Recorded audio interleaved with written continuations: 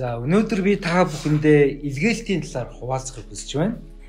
За Үйлс ном судлал дээр одоо бүтэн Библи төслийн судлал дээр Үйлс номыг сурж явах үед 8 гол сэдв Үйлс номон дээр гардаг.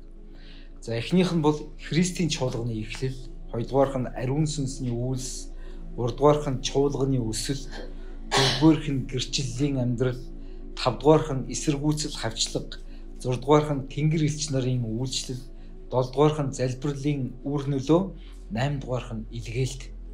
За өнөөдөр бид Үйлс намын 8 дахь том сэдэв болох илгээлтийн талаар үзнэ. Магадгүй энэ Үйлс намын хамгийн том чухал сэдвийн нэг болох байх. За Үйлс 1-ийн 8 дугаар одоо ишлэгийг бүгдээр хамт гаргая. Та нарын зарим баг чэйжээр мэдэх ба. Үйлс 1-р бүлгийн 8 дугаар ишлэл. За гаргасан бол амен, тийм ээ. Тэ?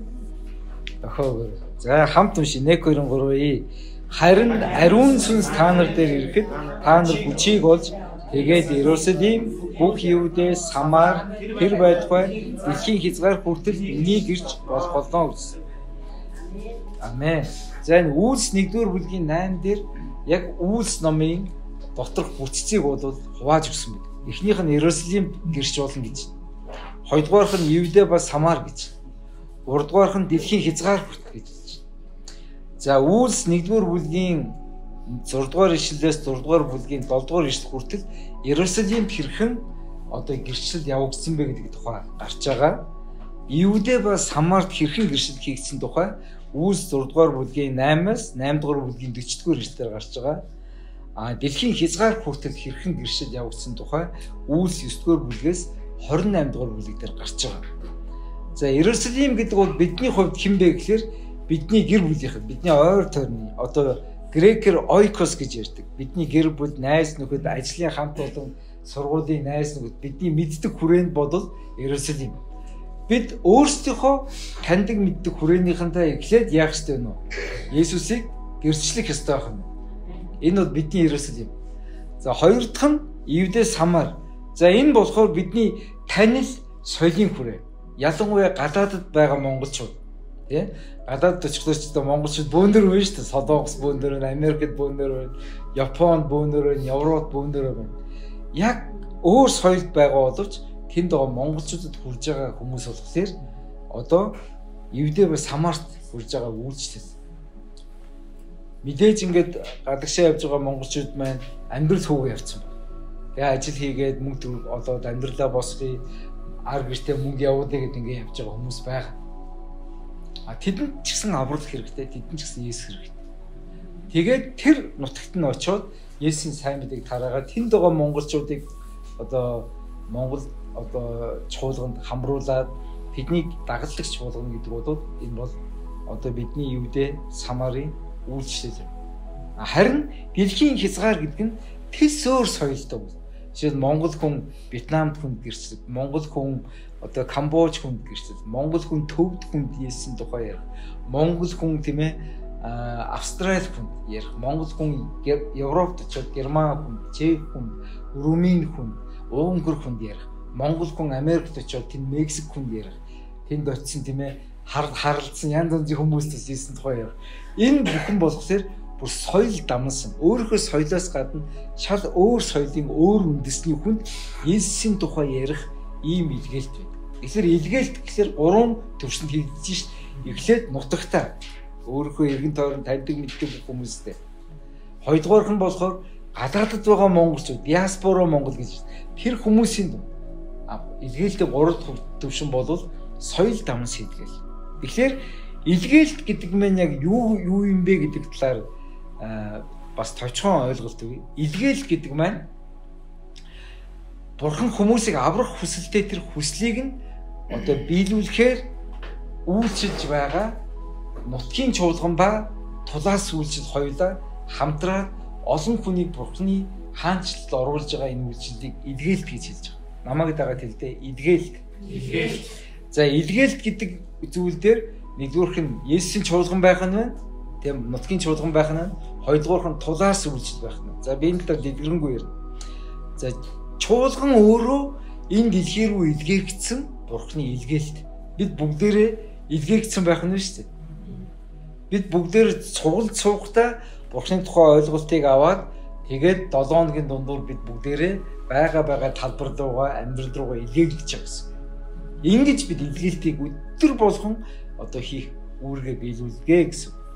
За Есүс Матай 28 дугаар бүлгийн 18-аас 20 дугаар ишлэлдэр иймээс яв бүх үндэстнийг дагалдуулагч болго эцэггүй ариун сүнсний нэрээр тэдэнд баптизм хүртээ та нарт тушаасан бүгдийг сахин биелүүлэхийг тэдэнд зааж өгсөн.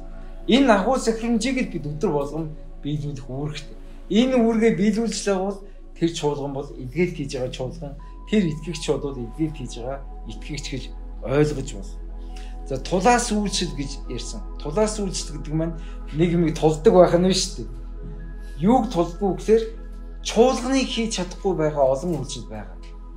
Чуулган ингээд бүх чуулган Библийг орчуулад, Библийн сургууль байгуулад, ном хэвлэлд орчуулад, радио ажиллуулад, христчин медиа хийгээл чадахгүй шүү дээ.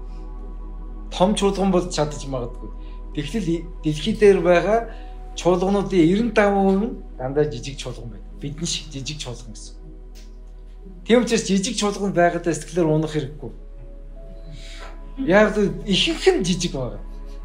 Цөөхөлөд суулдаг. Яг тэр итгэлийн гэр бүлийг тэгж байгуулдаг. Их дэлгүүр шиг юм том чуулганд байна л та. Тэ олон янзын үзэх юмтай, олон янзын бараатай, олон янзын үйлчлэлтэй гоё. Гэхдээ тэр чуулганд дотор нөхөрлөл байхгүй бол их дэлгүүрт хүн ганцаараа ороод юм сонирхож байгаад ганцаараа гардаг шиг л тийм амьдралтай болно. Харин нутгийн чуулган жижиг байх үед хүмүүс илүү гэр бүлсэг байдаг.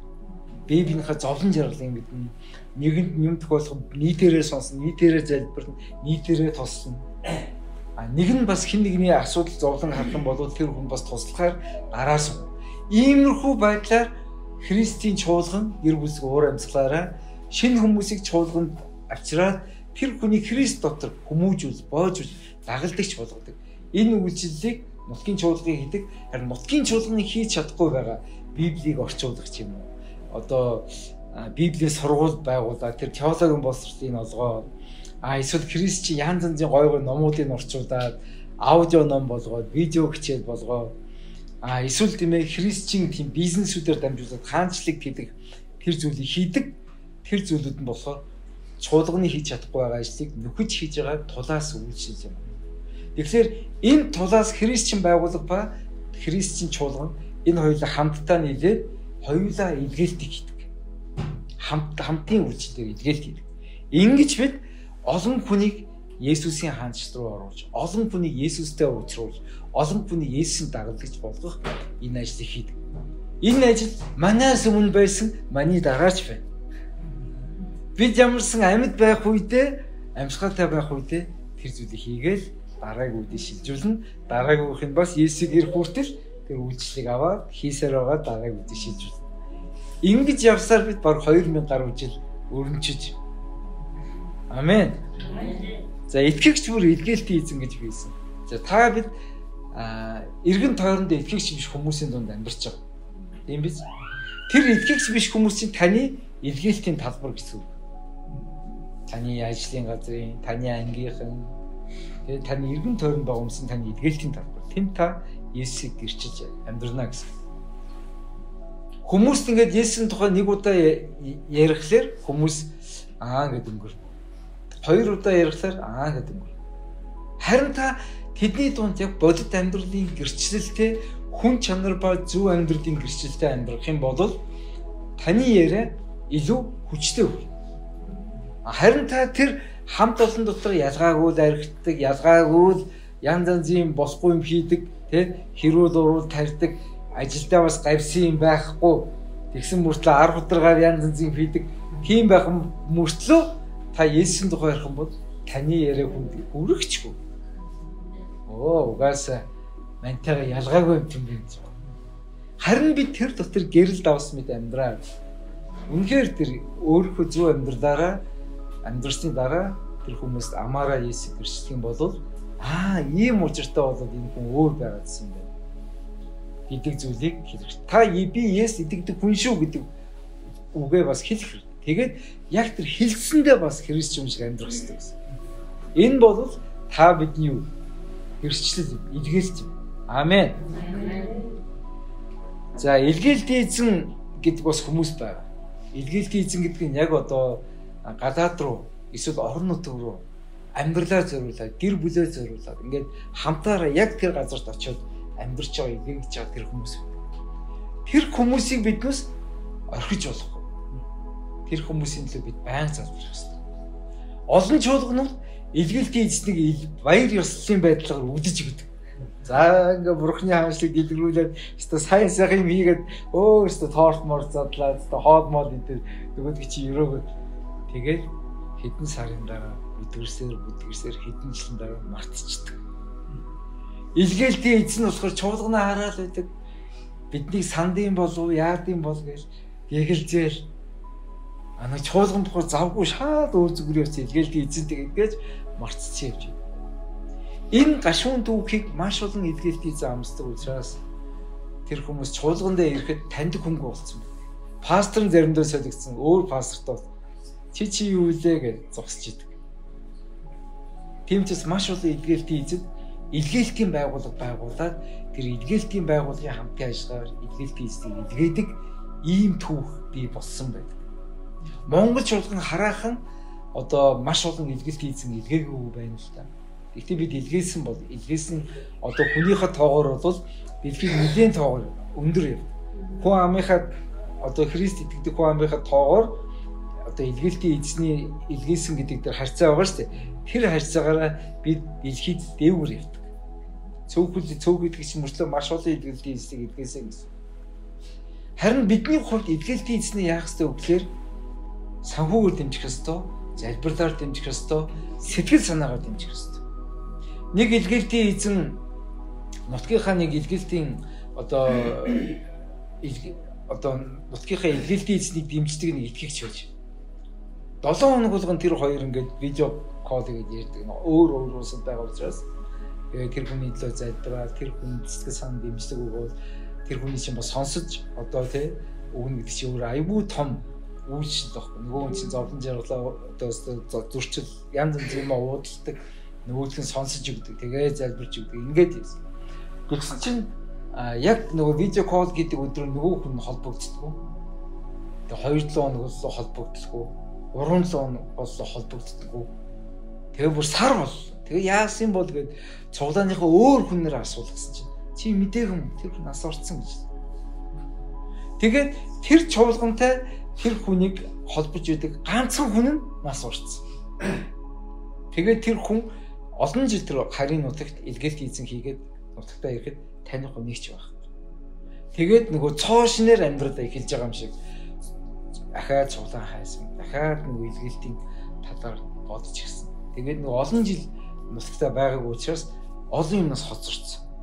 Тэр хооронд ч улс орн хөгжөөд янз янзын сайн муу сайхан муухай болоод чуулган бас ингээ өөрчлөгдөд ингэсэн. Тэгээд илгээлт эзэн хинч таних. Ийм гашуун төгөө зөндөө байдаг. Тийм ч бас Монгол чуулган бид илгээлтийн эзнээ бид үнэхээр мартаж болохгүй. Илгээлтийн эзнийх төлөө баян зуралдаас авах хэрэгтэй. Ганцхан хүн биш тэр илгээлтийн эзнийг халамжилдаг бүтэн баг байх хэрэгтэй. Тэр илгээлтийн эзэн тэр хол байгаа учраас энд байгаа ямар нэгэн ажил төрлийг нь зохицуулахад тэр баг нь тусалж явах хэрэгтэй. Нөгөө байр хөлийн мөнгөнд тушаах юм бэ.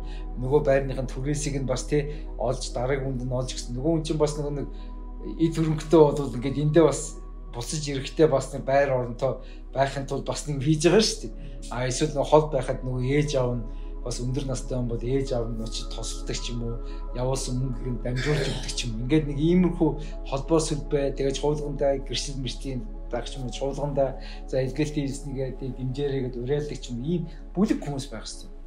Ингэж чуулган илгээлтийн эзний дэмждэг, илгээлтийн эзнээ мартахгүй хамт байдаг ийм үйлчлэлийг хийдэг. Түрүүн би ирсэн. Христийн чуулган бол Бурхны энэ дэлхийг илгээсэн илгээлт. Грекээр чуулганыг экклесия гэж хэлдэг. Экклесия гэж хэлдэг. Эклер гэж байгаа юм шиг сонсогдож байгаа тийм. Экклесия гэдэг нь дуудагдсан хүмүүс. Тэр нь ямар хүмүүс вэ гэхээр дээр үед нөгөө Грек Ромын үед олон газар нутгийг эзлэх те грекүүд ромчууд экклесия гэдэг бүтцийг бий болгодог гэж. Тэр нь ямар хүмүүс вэ гэхээр тухайн газар өөрийнхөө Ромын соёлыг, Грекийн соёлыг түгээхдээ тухайн нутгийн хамгал сор болсон хүмүүсийг цуглуулдаг гэж. Тэр нь иргэдийн төлөөлөгч гэсэн. Тэгээд салбарын шилдэгүүдийг цуглуулад тэрэнд Грекийн соёл, Ромын соёл, Грек хэл, Грек хоол, Грекийн дуу, Грекийн бүх юм гой сурталчдаг. Тэгээд нөгөө Грекийн соёл ингээд автагдсан тэр хүмүүс чинь өөрөөр талбар дээр очиод Грекийн соёлыг дэлгэрүүлдэг хүмүүс болдог байсан юм байна л да. Тэр хүмүүсийг Грек гэдэг. Одоо Экклесиа гэдэг үг. Өнөөдөр Монголд бол ямар соёл илүү хүчтэй вэ? Хилээр бол англи хэл, соёлоор бол солонгос соёл. Тийм үү? Бүгдээр л кимчиж юм бол бүгдээр сангивсаал гэдэг. Бараг кимчигүй хоол идэх юм бол бараг хоол биш болчиход байна.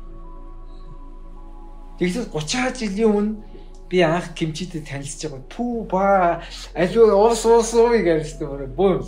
Одоо кимчи ингээл баг зүгээр л байгаа шиг. Бидний соёл тэгж өөрчлөгдсөн. Солонгос кино үздэггүй хүн гэж баг байна. Сайн муу ч гэсэн бүгдээр аниасаа юу тав. Гэхдээ солонгос соёлын нөлөө маш дэлгэрсний бас нэг нөлөөг авчирсан хүмүүс бол одоо солонгос сургууль сурсан, солонгос руу явсан, солонгосоос Монгол руу ирсэн тэр хүмүүсийн нөлөө. Яг түүнтэй адилхан Христийн хаанчлалын соёлыг дэлгэрүүлдэг хүмүүс нь чуулган юм аа. Бүтэн сайдруулган бид чуулгандаа ирэхдээ сандаг, Бурхны үгийг сануулдаг, Бурхны үгийг сонсдог. Бидний урд аль хэдийн сонссон юмыг дахин заахтаа бид Бурхны хаанчлалын тухай ойлголтыг аваад тэр ойлголтоор тухайн тооногт амьдрахдаа Христийн хаанчлалын соёлыг дэлгэрүүлж яадаг англиун үнэр болд юм аа. Амен. Тэгэд манай чуулганы нэг эмэгтэй нөгөө итгэгч биш хүнтэй гэрэлэхгүй. Одоо нөхөр нь итгэгч болсон л доо. Тэгээд нөгөө чуулгандаа явахгүй удаал ихнэр нь айшилдаг. Муухайш гаргаал. Тэнгуул нөхөр нь сандраар алуу чи цуглаандаа нэг мартан дөө муугаа 50 юм авъя гэ. Яагаад цуглаандаа явхлаараа шал өөр хүн болж ирдэг юм. Тэрийг ойлгоц.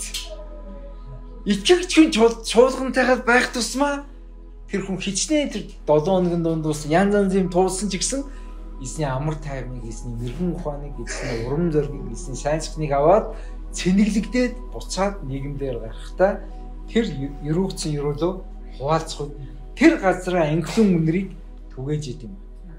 Амен. Ингэж бид илгээсгээд. Харин бид амьдралаа зориулж байгаа нэг өөр улс руу явж байгаа, өөр газар руу явж байгаа, өөр орон нутг руу явж байгаа илгээлт эзнээ болгохлээр яаж дэмжих ёстой талаар би сурсан шүү дээ.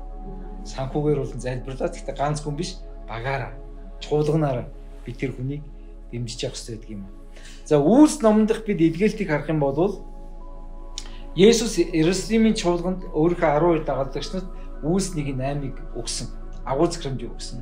Та нар Иерусалим, Юудэ, Самар, эмнэлгийн хязгаар бүртэд намайг гэрчлээрэй гэжсэн. Тэгтэл Иерусалим сүм яасан? Үнэхээр гэрчилсэн. Иерусалимын баг хүн амынх нь одоо нилээдгүй олон хүн тийм ээ Есүс итгэсэн. Тэр итгэгчдийн дотор лам нар хүртэл байсан гэж. Монголчлан бол мам татсан хэд рүү тий явж исэн лам нар энэ чуулганд орж ижээ гэж ойлгодоо. Орхимжоо орхоод тий эрх мэрхөө орхоод улаан уцаа таслаад ингээд яг Есүст итгээд ингээд явж байгаа. Яг түүнтэй адилхан Евдийн шашны олон хэмээн хүмүүс Христэд итгэсэн. Тэгээ Иерусалим дээр үнэхээр Есүсийн гэршил болно гэж таарсан. Тэд бас Евдээ Самарт Есүсийн тухай сайн мэдээг тараарсан. Тэгээд тэр сүм болвол одоо хамгийн анх 120 хүнтэй эхэлж ирснээр шууд нэг өдөр өнтер 5,000 хүн нэмэгдээ дараад нь 6,000 болоод баг тэр хотын баг айгүй олон хүмүүс хэдэн мянгаараа тэр хүн одоо цуглаан ирдэг болсон. Тэгээд тэр Иерусалимын сүм бод алдартай гэж ихтэй. Яагаад гэвэл Есүстэй хамт алхаж ирсэн нөгөө одууд нөгөө элч нар Петр, Йохан тэр мондөг элч нар бүгдээрээ тэнд ингээл номлоо. Хүн амтын эдгээгээ гайхамшиг болоо. Тэр сүм бол өстой бүр амар алдартай сүм байсан. Ихтэй тэр сүм дотроос асуудал байсан.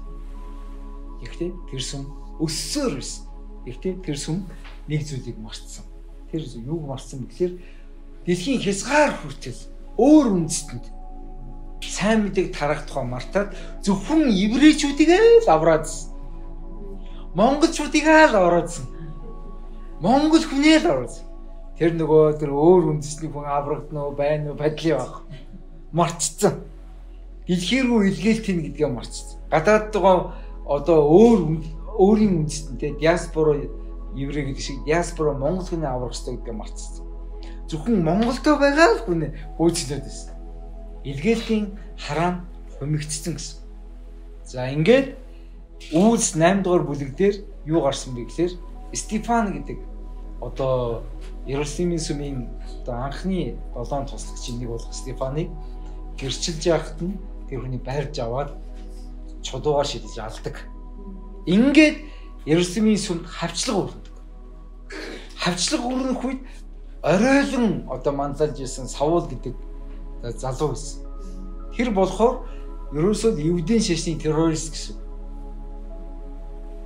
Эрэгтэй, эмэгтэй, Есүстэй бүх хүмүүсийг барьж аваад шоронд хийгээд хамдаад чи яасан муу буруу номтон бэ? Чи эргээд евдийн шашиндаа ормоор гэ.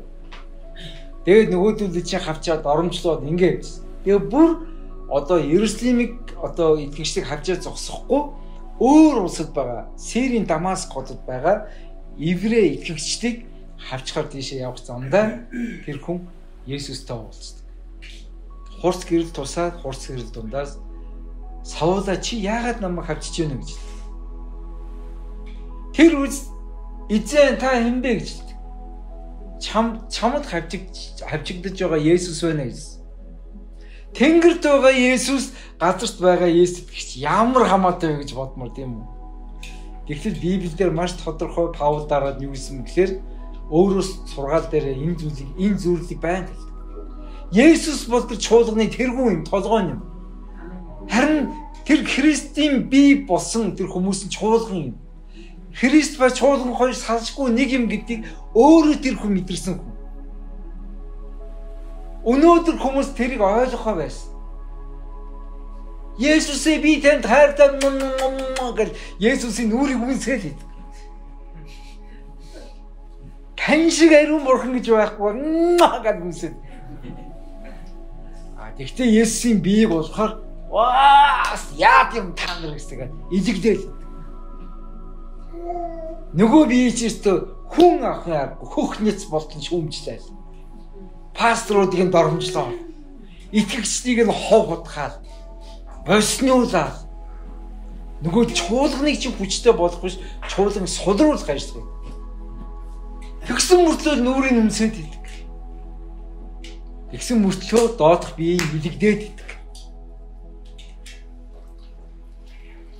Бид ингэж болох уу итгэгчтэй. Есүс үнэхээр хайртай бол түүний чуулганд бас хайртай байх ёстой. Тэр нь яг юутай адилхан бэ гэхээр эхнэрээ зодчоод оройн гээд нүүр ам амар болцсон би юм. Маа миний хайртай гээд цэцэг шоколад бариад өгж байгаатай адилхан доромжлол юм. Чиний над билгэр чи яах вэ? Чи миний бие хөх ниц болцоодчоод одоо чи над цэцэг шоколадаар намайг хуурах гэж байна. Энэ чи хайр биш гэж хэлдэгтэй адилхан чуулганыг нь доромжлолчоод Есүсээ би танд хайртай. Есүс болох ингээд толгоо нь ингээд агаар дээр ингээд биегүү хөвжөөдөг гэж ойлгоцсон. Үгүй. Энэ бие чинь толгойтой, энэ толгой чинь биетэйгээ нэг. Амен. Ингээд Саул тэр зүйлийг ойлгосон. Стефаны үхэл чуулганд тавьчлага авчирсан. Саул авчих замдаа Есүстэй уулзаад амьдралаа Есүс 100% өгөхөөр зориулдаг. Ингээд тэр хүн амьдралаа зориулаад Есүс итгэждэг. Тэгээд Иерусалим сүмд ирээд Иерусалимийн одоо элч нартай, ахлагч нартай уулздаг. Нөгөөдөл нь зүхтаадаг. Яаж идэх юм бэ? Нөгөөд чинь бидний хуурцлыг гэж бодсон шүү дээ. Хэдхэн сарын биднийг авчиж ирсэн, алж шидчихсэн хүн чинь Одоо би итгэгчтэй уулзъя. Энэ хажуугийн кофе биний дээр уулзъя гэхлээр уулзахгүй шүү дээ. Харин тэр дундаас ганцхан хүн л Паултай уулзъя гэж. Тэр нь Барнаб уулзаад түүний яриаг сонсдог. Тэгээд үнэхээр итгэжээгээд тэгээд Иерусалимийн сүмтэй ахлагчтай уулзуулдаг. Тэгээд цөөхөн уулздаг. Тэгээд түүнийг Иерусалим сүм түүнийг дагалдагч болгоогүй. Тэгээд түүнийг яадаг вэ? За хүүмэн чи нутг руугаа яв. Тарс руугаа яв.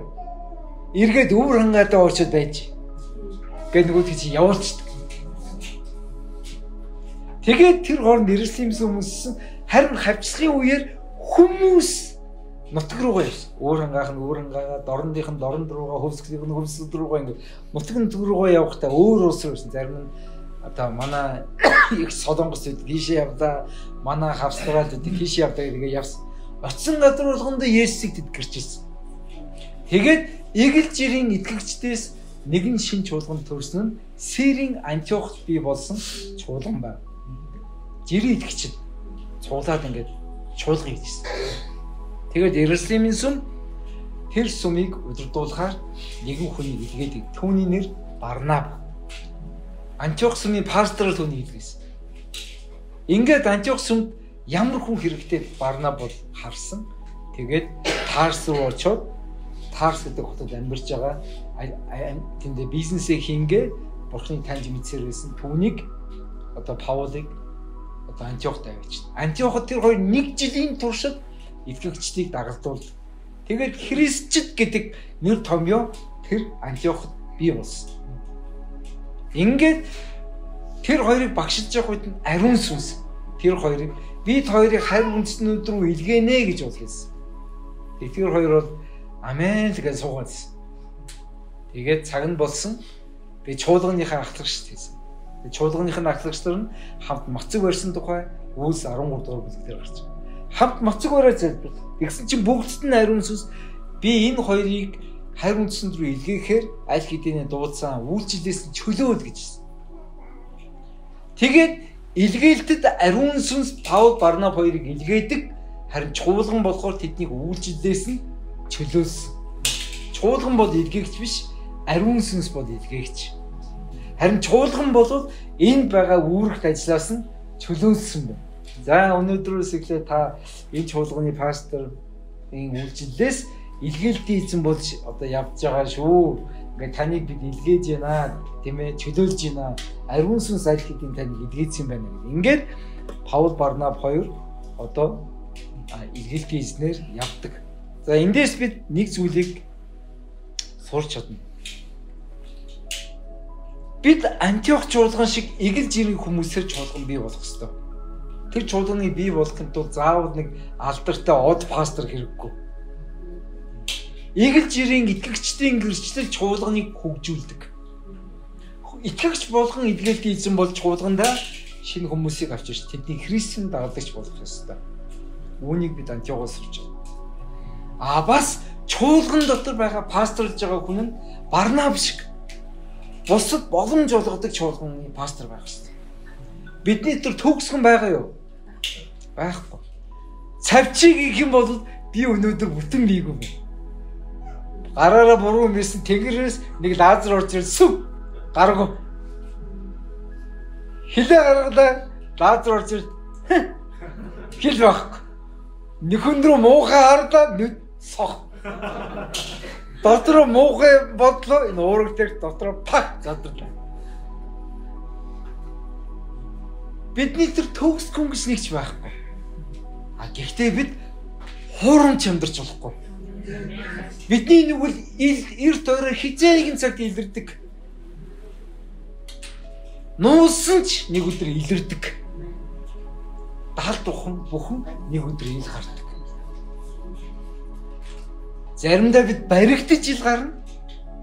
Заримдаа бид баригдахаас өмнө гимшиж ил гарна. Баригдахгүй бол ихэнх нь маань үрхийгээл итг. Харин бид ичхүүртэй байдлаар ил гарах уу? Эсвэл ичхүүртэй байдлаас өөрөө ичхүүрээ эзний өмнө гарах уу гэдэг замыг бид сонгох ёстой. Бид үнэхээр эзний өмнө гимшихгүй. Есүс биднийг үнэхээр уурчилдаг. Амен. А гэхдээ гмийн үр дагавар гэж байна. Тэр гмийн үр дагавар бидэнд байнга сануулдаг. 10 жилийн дараа, 20 жилийн дараа, 30 жилийн дараа, 40 жилийн дараач тэр гмийн үр дагавар бидэнд байнга санагддаг. Тэр үед бид хоёр зүйлийг хийх ёстой. Нэгдүгээрх нь Есүс намайг уучлсан гэдэгт би итгэж байна. Хоёрдугаарх нь би тэр гм нүглийг дахин хийгээхгүйгээр ариун амьдарч байгаа гэдгээ зоригтойгоор хэний ч өмнө хэлж чаддаг амьдралаар ил амьдрах ёстой. Тэгж гэмшлийн үр жимс гарах үед сатан биднийг үргэлж сануулна. Чи тэдөөний тэдний цаг тэгжсэн биз дээ. Би чамайг мэдэн штэ. Харин нөгөө талаар ариун сүнс тэдөөний тэдэн сар чи гэмшгүй. Есүс чамайг уучлсан штэ чи санаж байна. Харин чи гэмшлийн үр жимс гаргаж ариун амьдраарай. Ариун сүнсний хүслийг дагаж ариун сүнсний үр жимстэй амьдраарай гэдэг зүйлийг ариун сүнс сануулдаг. Хэрвээ бид сатаны дуу хоолойг сонсч бол бид тэр чигээрээ гутралд ороод, архинд ороод, гэр бүлэн салаад, үр хөвгтөө өнжрүүлээд бидний амьдрал жинхэнэ хогношуулах үед хэн баярлах вэ? Сатан баярлах. Нойлик. Накаунтаар яллаа. Тэр эргэж босч ирэхгүй боллоо. Үхсэн. Харин Бурхан Аав бол үнэхээр уйлна. Яавдаа хүн. Би чам дахин боломж олгосон. Чамд өөрөөр амьдрах боломж байсан. Яагаад тэр замыг сонгов? Чи ингэж амьдрах ёсгүй. Чи илүү сайн амьдрах боломжтой. Тэмчээс бид үргэлж бидэнд сонголт байдаг. Бурхныг сонгох уу? Богждгэрийг сонгох уу? Ингэж бид амьдрах ёстой. Паулын хувьд бол тэр ялбар баян сонсогдсон байна. Чи Стефаныг алж ирсэн шүү дээ, Паулаа. Чи одоо тэр Стефаны ярьж байгаа Есүсийн сайн мэдээг ярьж шүү дээ. Чи бол хоёр нүртэй. Чи бол сайн мэдээ ярих зохисгүй. Чи бол бузар хүн. Чи бол цус тахартай.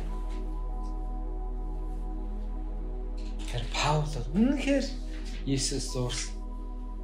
Бурхан минь би өрөөдөлё. Би өртөө хүн. Стефаны амьдраагүй амьдралыг би амьдрий. Тэгээ Паул өөрийнхөө үйлчлэлийн амьдралын идэвхтэй 14 жилийн туршид үнэхээр үххээс айхгүйгээр сайн мэдээг ирсэн. Нэг удаа бүр түүнийг чулуугаар шидэж одоо үхсэн гэж бодоод түүний хогийн савны гадаа хийсэн. Хогийн цэг дээр итгэж түүнийг тойрч залбирахад нөгөө Паул чи амьс. Тэгээ чулуугаар шидүүлсэн үн чи ингээд нүүр ам хөөхнээс амар болсон байгаа шүү. Тэгээ Паул ямс юу гэж гарсан гэж маргааш өглөө дараагийн хот руу яг сайн мэдээ тарагдах уу гэдэг.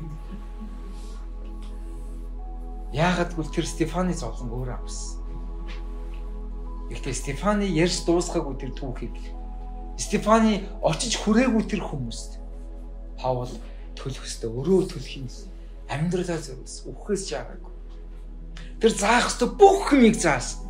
Бичих ёстой бүх юмыг бичсэн. Тэр амьдралаа тултал, хантал, шоронд байхдаа хүртэл хамгийн сүүлчийн цагаагаар бичсэн. Бид ингэж Есүсийн төлөө илгээлт хийх үед бидний Бурхан алдаршиж. Бурхан өөрөө хүч чадлаа. Тэр хүмүүсийн амьдралаар олон хүний амьдралыг өрөөдөг юм. Тэгвэл Паулыг хэн өөдөн татсан бэлээ? Барнаб. Гэхдээ Барнаб Паул хоёр нэг залуугаас учраас маргалцсан. Марк гээд залуухан тэр хоёртаа илгээлтийн анхны аялал хийгээд тэгээд илгээлтийн аялал дундаас нөгөөх нь няцсан. Ахаа би чадахгүй байна. Гэртээ очиж хоолоос гэр орноос анд ахаа нэг явуулчихдаггүй. Тэгээд үүд чи явуулчих. Тэгээ хоёр дахь аяллаар явах бас чи Барнаб нөгөөдөх дүүгээ ахад авч өөрхөн үеэл учраас. Паул амар зарчим. Үгүй гэсэн. Замын дундаас няцдаг. Иймэрхүү жолдраануудаас болж. Хичнээн ихтэй ажлын төлгөө муурс. Тагч хизээч ин залуутай ажил. Надаас холдуул. Тэгээд нөгөөдөх чинь Барнаб болсон. Гүй чинь залуу боломж олгодоо чи өөрөө террорист байсан биз дээ. Тэгээ чамд боломж олгож өнөөдөр ийм мундаг болчиход тэр залуу ингээд чамаас гайгүй чиний дэргэд бол ариухан амтан. Ганц илгээлтийн дундаас ницаад тий ямар чавш хүн амтан халдсан хүрээ талцсан амтан байгаа биш. Боломж олголдоо тэр хоёрт ширүү магаа үрсэн. Ингээд томчууд төрт хоорондоо маргадаг байх нь шүү дээ. Том пастор хоорондоо маргадаг байх. Ингээд энэ хоёр зам салс. Гэхдээ тэр хоёр эргэж нийж үйлчлэг. Тэгээд 7 жилийн дараа Паул тийм ээ Маркийг дууц. Марк над хэрэгтэй байна. Нөгөө чи овоо гайг болон гутал бас тий одоо чи бэлэн болсон байна. Одоо хамт үйлчлэе Марка хүрээд. Тэгээ Марк үнээр тийм хамт үйлчлсэн байна. Марк бол бидний нэг уншиж байгаа Маркийн сайн мэдээг бичсэн залуу. Тэр хүн үнэхээр Бурхны гайхамшигт амьдрал зориулсан. Бидний Бурхан бол илгээдэг Бурхан. Бидний Бурхан бол бидэнд хоёр дахь боломжийг олгодог. Бид үнэхээр Барнабасыг эцгийн зүрхсэлтэй байх ёстой. Бид үнэхээр Антиох шиг хамгийн шилдгийг Бурхны сайн мэдээг тэр агуу зэрэмжийг биелүүлэлтэн дээр илгээх ёстой. Антиохчулга хамгийн шилдэг хоёрыг явуулсан байхгүй. Барнаб гэдэг пастор, хамгийн шилдэг багш Паул гэдэг багшаа илгээлтэнд илгээгээд явуулсан.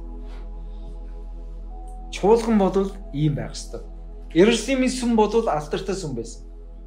Гэхдээ агуу зэрэмжийг бүрэн биелүүлэх учраас тэр гайхамшигтай ёроолыг Антиох руу шилжүүлсэн. Тэгээд 70 онд Иерусалимийн сүм нуурсан. Тэгээд Иерусалимийн чуулган ч гэсэн тарж алгуулсан. Иерусалим гэдэг хот байхгүй болсон, газрын зарчигдсан. Нөгөө алдартай сүм чинь ингээд дандаа том те Есүг ирэх хүртэл мега цуглаан болно гэж бодчихсон. Үгүй. Бурхан бол мега цуглаануудыг бий болгох зорилготой биш. Харин тэр чуулганаар өөр үндэстнүүд рүү, өөр хүмүүс рүү илгээхийн төлөө тэр чуулганыг илгээлтэд зориулж бий болгосон юм аа. Тийм учраас авралын зэр тараадаггүй, илгээлт хийдэггүй чуулган бол зөвхөн итгэгчдийн клуб юм. Хов зүйдэг, хов бацдаг. Пастор нөгөө хэдийг энтертейн хийж хөгжөөдөг. Тэгээ мөнгөний авдаг. Тэгээд гой байр маяг гой болгодог, гой хөгжимтэй, амьд хөгжмийн хамтлагтай. Бараг караоке хийдэг. Энэ бол чуулган биш. Чуулганы оршин байгаан цорынхаа шалтгаан бол агуу зэрэмжийг биелүүлэхийн төлөө оршин байгаа. Амен. Тийм учраас хөгшин залуу бүгдээрээ уюуд хамтдаа, үеийн итгэгчид хамтдаа агуу зэрэмжийг биелүүлцгээе. Амен. Хамт залбирая. Эзэн Есүс таны гайхамшигтай нэрээр бидний илгээлтийн тухай ойлголтыг зааж өгсөнд баярлалаа. Бид өөрсдөө илгээлтийн эзэн байж, бас илгээлтийн эзэн хэмээн харийн нутагт, өөр аймагт, өөр улсад, өөр хотод нэгдэж байгаа тэр хүмүүсийг залбирлаар, санхүүгээр, сэтгэл санаагаар дэмжих энэ ойлголтыг бидэнд өгсөн баярлалаа. Есүсийн нэрээр Бурхны өмнөөс нэгэн дуугаар Амен. Амен. Амен.